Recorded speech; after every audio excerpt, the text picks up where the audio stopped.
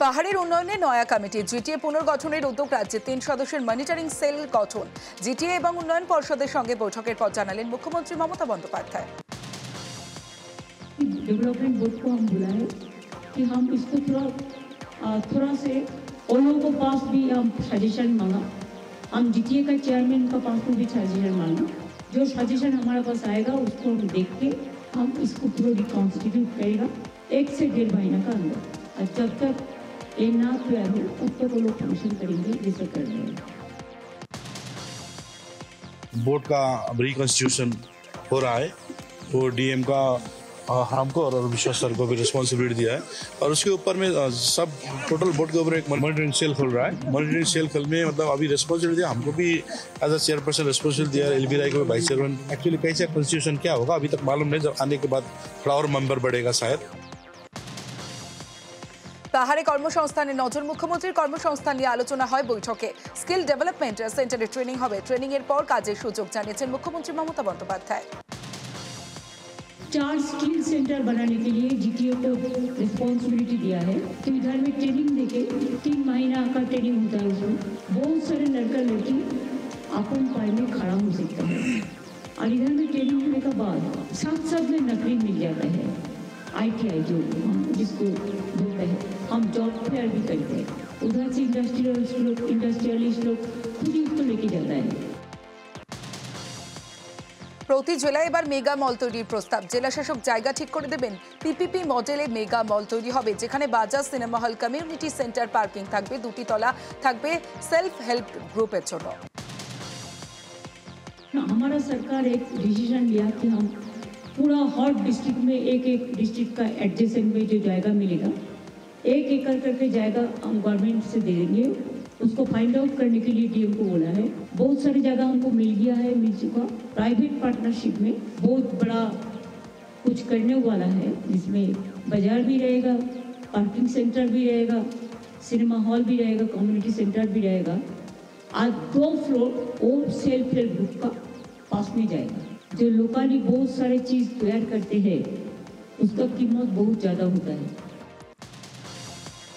দার্জিলিং এ জনসংযোগে মুখ্যমন্ত্রী, সকালে মলের পথে জনসংযোগে মমতা বন্দ্যোপাধ্যায়। পথ চলতি মানুষের সঙ্গে কথা, ছোটদের আদর, ব্যবসায়ীদের সঙ্গেও কথা মুখ্যমন্ত্রীর। ট্যাবের টাকা গায়েবে গ্রেফতার 4 মালদা ও চোপড়া থেকে পুলিশের জালে জালিয়াতরা। ট্যাব কেলেঙ্কারিতে যুক্ত থাকার অভিযোগে মালদার বৈষ্ণবনগর থেকে গ্রেফতার হাসান আলী নামের এক ব্যক্তি। অন্যদিকে চোপড়া থেকেও ট্যাবের টাকা গায়েব, তদন্তে পুলিশের জালে 3। আমাদের জেলায় 27টা স্কুল থেকে 85 জন পড়ুয়াদের থেকে আমরা এরকম অভিযোগ পেয়েছি, যাদের অ্যাকাউন্ট নাম্বার দেওয়া হয়েছিল সেই জায়গায় আনি অ্যাকাউন্টে টাকা চলে গেছে। সেটা নিয়ে অলরেডি এখানে সাইবার ক্রাইম পিএসএ কেস করা হয়েছে, এফআইআর হয়েছে, তদন্ত চলছে পুলিশের পক্ষ থেকে। আর আমরা অলরেডি এই 85 জনের মধ্যে 84 স্টুডেন্টসের অ্যাকাউন্টে টাকা অলরেডি প্রসেস করে পাঠিয়ে দিয়েছি।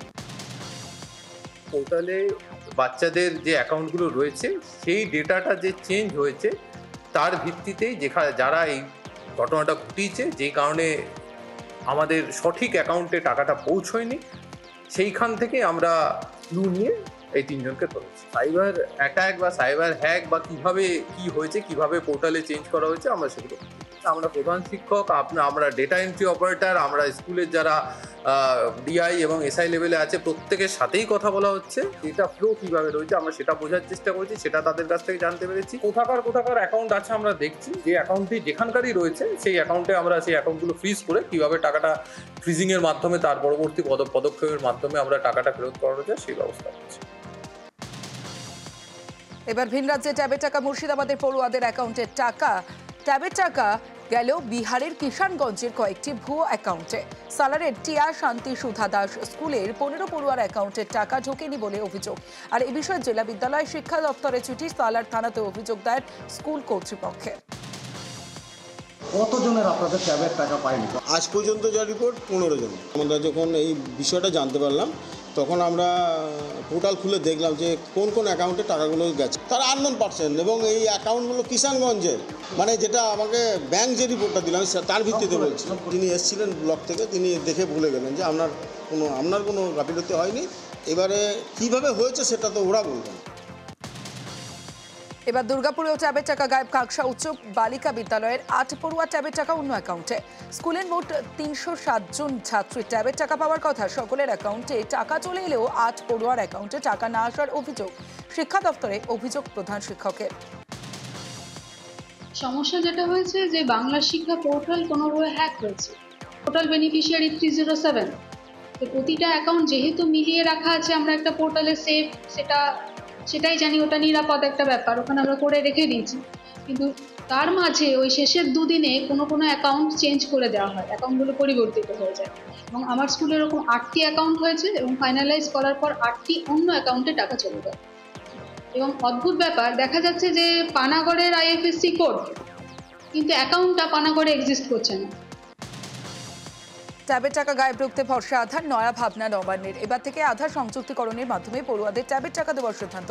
জালিয়াতি রুখতে হবে আধার কার্ড ভেরিফিকেশন। আগামী বছর থেকে পরিকল্পনা কার্যকর করতে স্কুল শিক্ষা দপ্তরকে নির্দেশ রাজ্যের।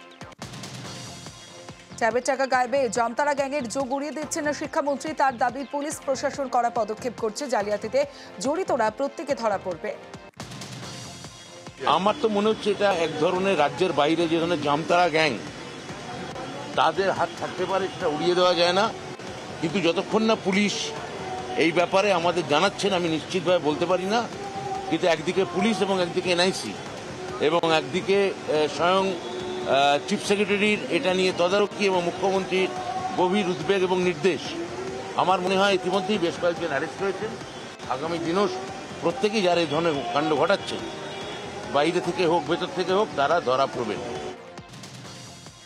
নিউজ 18 বাংলার খবরের জের হাওড়ার মঙ্গলাহাটে গুলাব গ্যাংয়ের তোলাবাজিতে কড়া প্রশাসন। হাওড়া থানার ওসির ভূমিকা খতিয়ে দেখার পাশাপাশি ক্লোজ করা হলো তোলাবাজিতে অভিযুক্ত আরও এক পুলিশ কর্মীকে। একাধিক পুলিশ কর্মী জড়িত থাকার ইঙ্গিত পুলিশ ও নেতাদের টাকা দেওয়ার দাবি মহিলা গ্যাংয়ের। অভিযোগ সামনে আসতেই শুরু তদন্ত। হাওড়ায় গোলাপ গ্যাংয়ের দৌরাত্মে সক্রিয় পুলিশ। হাওড়া হাটে অবৈধ কারবার রুখতে শুরু পুলিশের নজরদারি। রাস্তা বন্ধ করে ওঠানো হলো ব্যবসায়ীদের টাকা দিয়ে বেআইনি দখলদারি সরালো হাওড়া কমিশনারেট। পাকা বাড়ির মালিক হওয়ায় আবাসের তালিকা থেকে নাম বাদের আবেদন যুবকের। ডায়মন্ড হারবারে আবাসের জন্য অন্যবার ছবি। পাকা বাড়ি থাকায় বিডিওর কাছে নিজের নাম বাতিলের আবেদন আনিসুরের।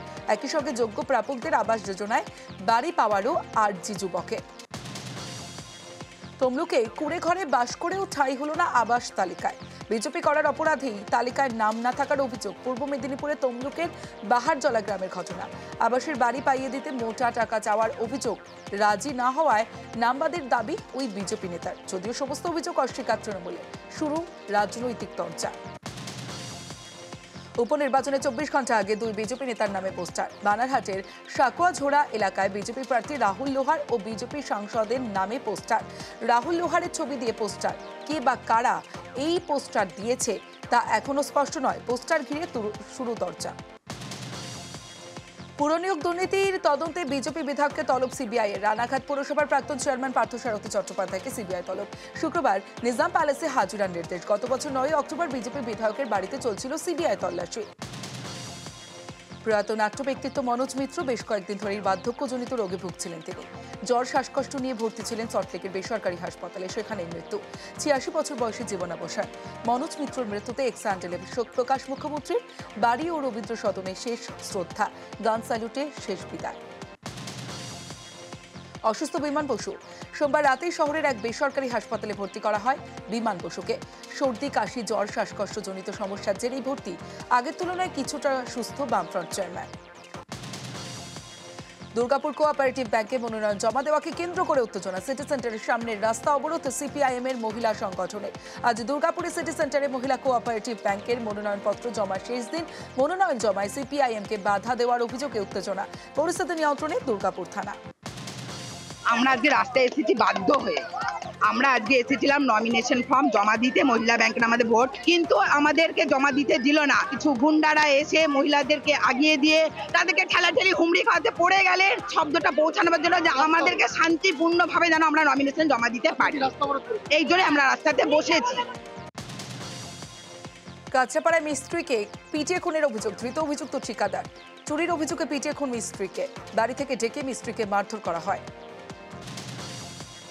জমি বিবাদের জেরে বসিরহাটে চলল গুলি। সোমবার রাতে নাকুয়াদহ এলাকায় আনন্দ সরকারকে বাড়ি থেকে ডেকে নিয়ে গুলি করে খুনের অভিযোগ। আজও থমথমে এলাকায় উত্তেজনা থাকায় পুলিশ মোতায়েন। ঘটনায় মিহির গাইনের বিরুদ্ধে অভিযোগ, তদন্তে নেমে দুজনকে গ্রেফতার বসিরহাট থানার পুলিশের।